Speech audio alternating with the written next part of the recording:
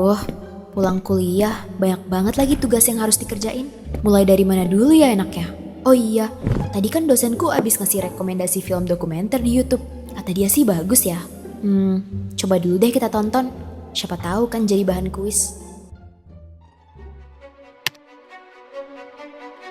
Di era ketika semua negara saling terhubung melalui ekonomi global, ada satu infrastruktur yang jarang kita sadari kehadirannya, yaitu jaringan telekomunikasi internasional. Setiap kali Anda mengirim email lewat Gmail, data Anda sebenarnya tidak hanya bergerak secara lokal. Tanpa disadari, data itu melintasi batas-batas negara, melewati jaringan global yang dikuasai oleh segelintir pusat teknologi dunia.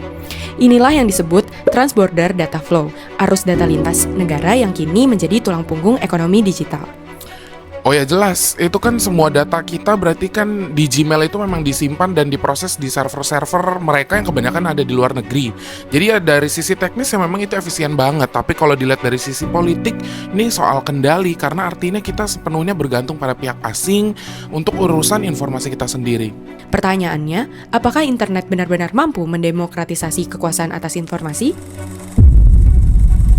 Komunikasi global bukan hanya soal teknologi semata.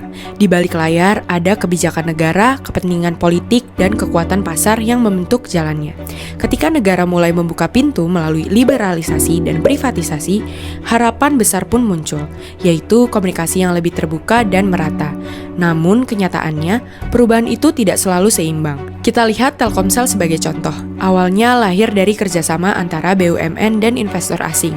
Namun kini, Telkomsel berdiri kokoh sebagai penguasa pasar seluler di Indonesia. Infrastruktur mereka menjangkau hampir seluruh negeri.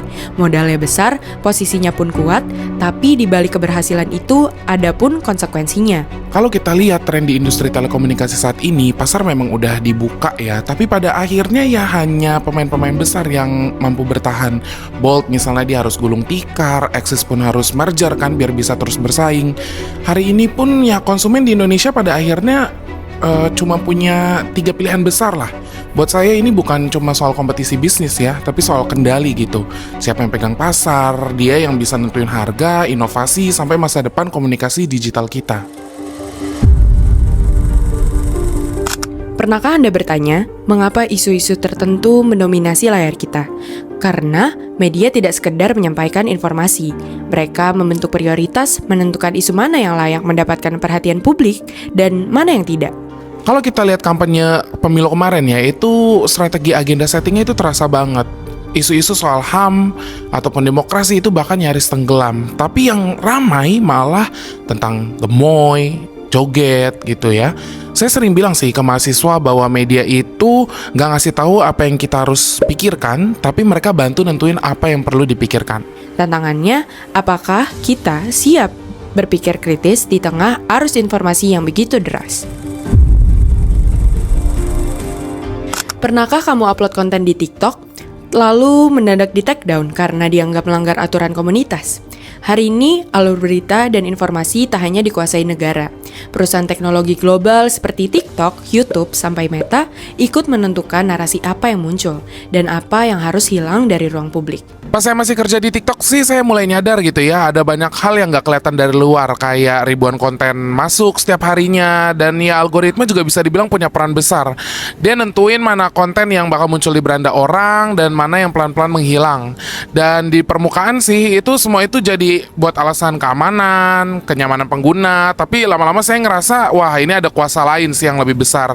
Kayak mereka bisa pilih informasi mana yang boleh dilihat publik, dan yang bikin agak ngeri sih ini sebenarnya semua itu secara pelan-pelan kita nggak sadar, tapi ruang bicara kita makin lama makin sempit.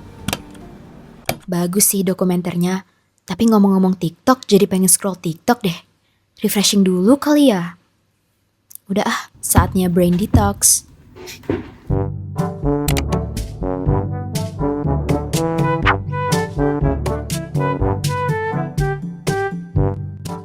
Apa ini? TikTok mau di-ban di Amerika? Ya, tapi itu kan sumber lucu-lucuanku.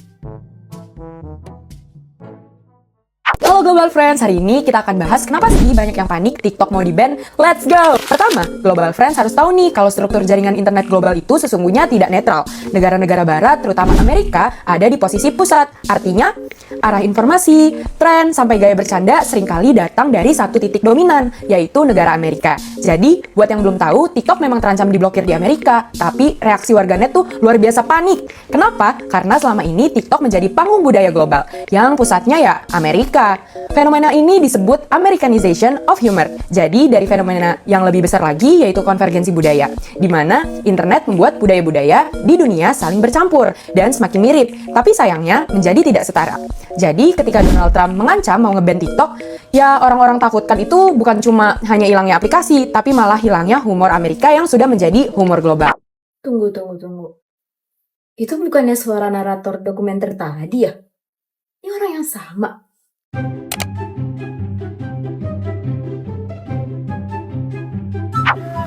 Lagi bang, apa tadi pemerintah? Untuk pemerintah semoga drainasenya segera diperbaiki. Kasihan untuk warga yang terdampak banjir. Wah, Lokasi di mana nih? ini kayaknya belum ada di berita deh. Banjir. Halo Global Friends, nah kalian baru aja lihat contoh nyata dari citizen journalism. Yes, berita dari warga biasa langsung dari lokasi kejadian. Media besar memang penting, tapi sekarang siapapun bisa jadi sumber pertama berita lewat internet. Tapi hati-hati, informasi cepat bukan berarti selalu akurat. Selamat datang di era baru, di mana wartawan pertama adalah orang biasa. Kiss of Life lagi live? Nonton ah. Annyeonghaseyo, selamat datang di V-Live, platform Yah, pakai iklan dulu lagi. Dulu siaran tuh cuma lewat radio dan televisi, tapi sekarang semuanya udah berubah total. Berkat internet, teknologi streaming, dan bahkan 5G, kita bisa tonton konten di mana aja dan kapan saja. Bayangin deh, satu siaran dari Seoul bisa ditonton jutaan fans dari Indonesia, Brazil, bahkan Jerman. Semuanya real time. Nah, ini yang disebut dengan penyiaran transnasional, di mana satu konten bisa menjangkau lintas negara melalui platform digital. Mau nonton idol favoritmu sambil komen bareng fans-fans di seluruh dunia? Bisa banget di V-Live sekarang juga. 쟤 누구니? 루시! 왜 데리고 왔어? 루시! 나네 친구지? 보라색 똑같이 나랑 Bentar, ini mereka lagi ngapain? Kok gayanya seperti meniru gaya African American gitu ya? Is this okay? Kok kayak jatuhnya cultural appropriation ya? Wah, ini pasti rame sih di Twitter.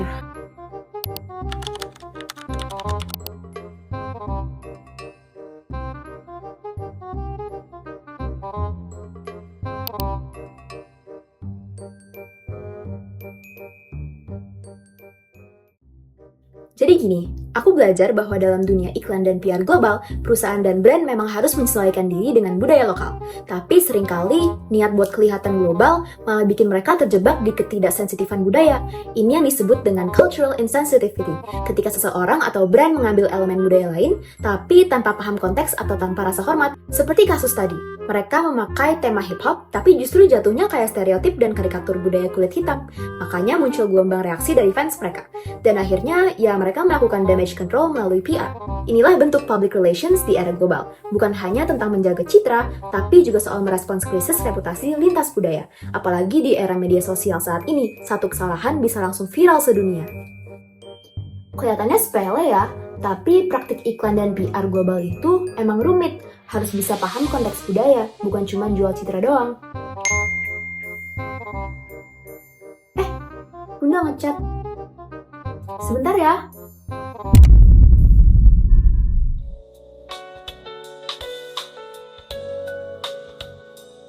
Oke, aku harus cari sabun, sampo.